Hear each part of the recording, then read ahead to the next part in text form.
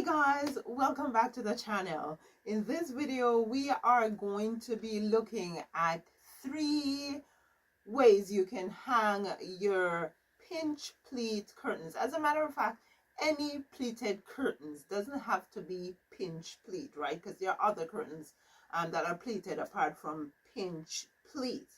I am going to start with our classic I-beam, I-B-E-A-M.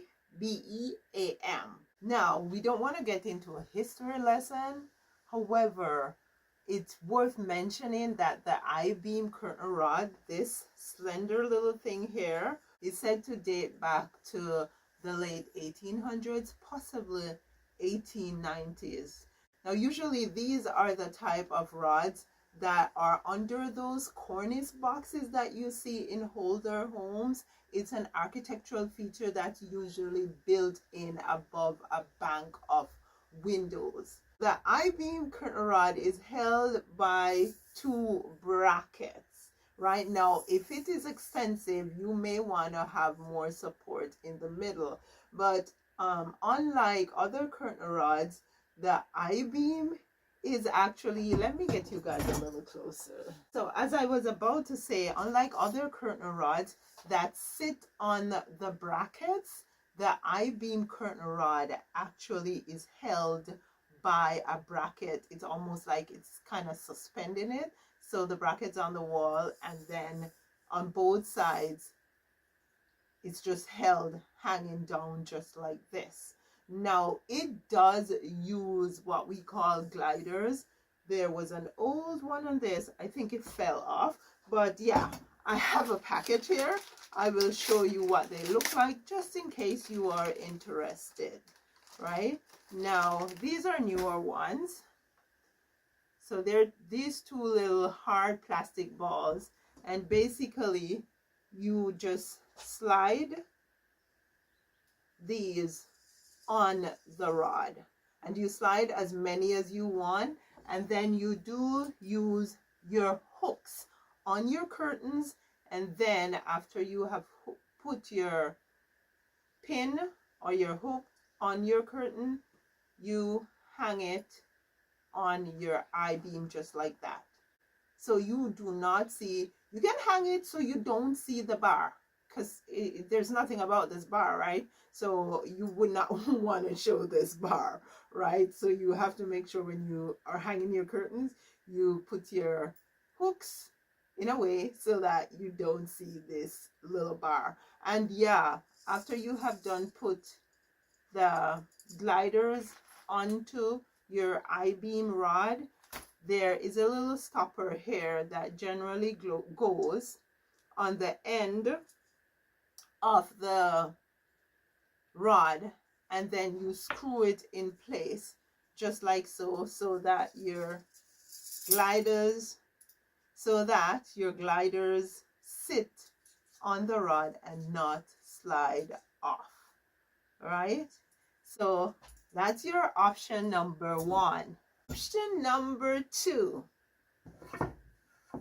a simple bracket, whether it is plastic, wooden, or metal. Right? Now, your rods usually come with your brackets. It's a wooden one with the brackets, and then it has a finial. And for this type of situation, what you do is use your rings. Right? Now, any color ring, any finish ring, any size ring, I don't think these rings are too small for this. You use your hooks on the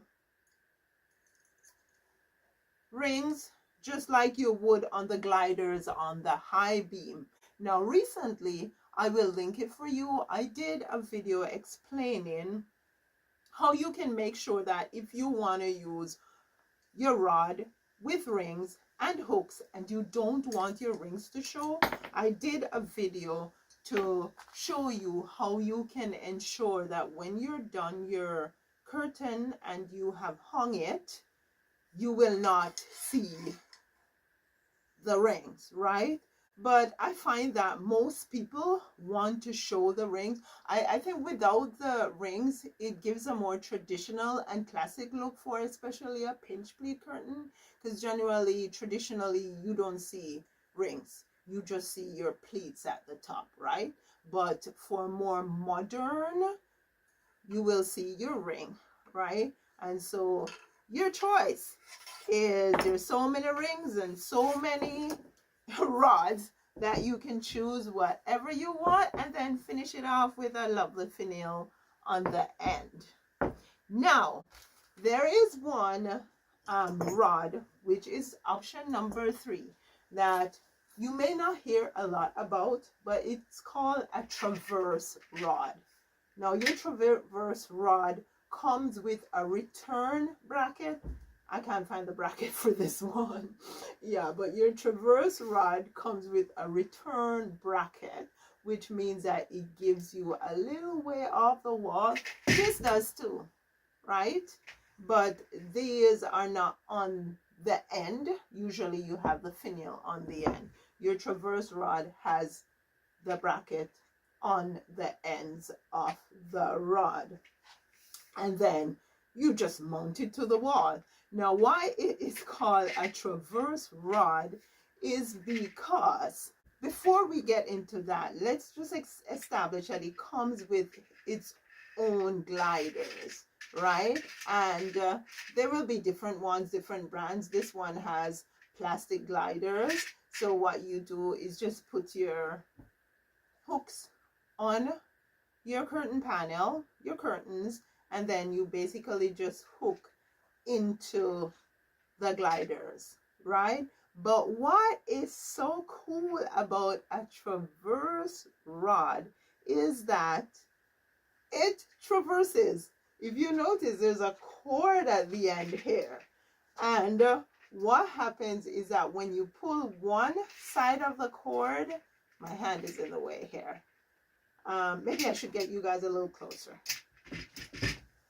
When you pull one side of the cord, you notice that it meets in the middle, which means that you're closing your curtains or your draperies. When you pull the other side, it goes to the side. So you are opening your draperies. With the traverse rod, the gliders traverses across the rod, meet in the middle, go to the side, all because they are strong with this rope. It has a mechanical system, and so the rope helps you to operate the rod. Now let's pull it back to center. And if you notice in the center here, these two extensions, they come together in the center there. So what happens is that not only do you hook onto the gliders, you hook also onto the holes in these extensions, because what it does is actually overlap your draperies or your curtain panels in the center. This is a very cool one. The only thing is it's more not highly traditional, but not highly modern either. A more modern way to hang your pleated curtains would be with the rod and the rings and the hooks, right? Now this actually has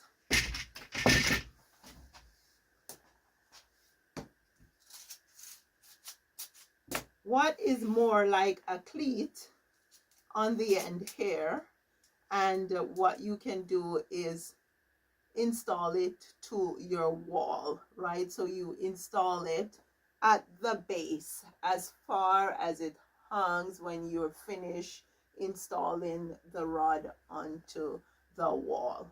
I hope this lesson was helpful. My name is Valrine. Please like, share, comment, subscribe, watch these videos, and I'll see you again soon. Thanks so much for being here.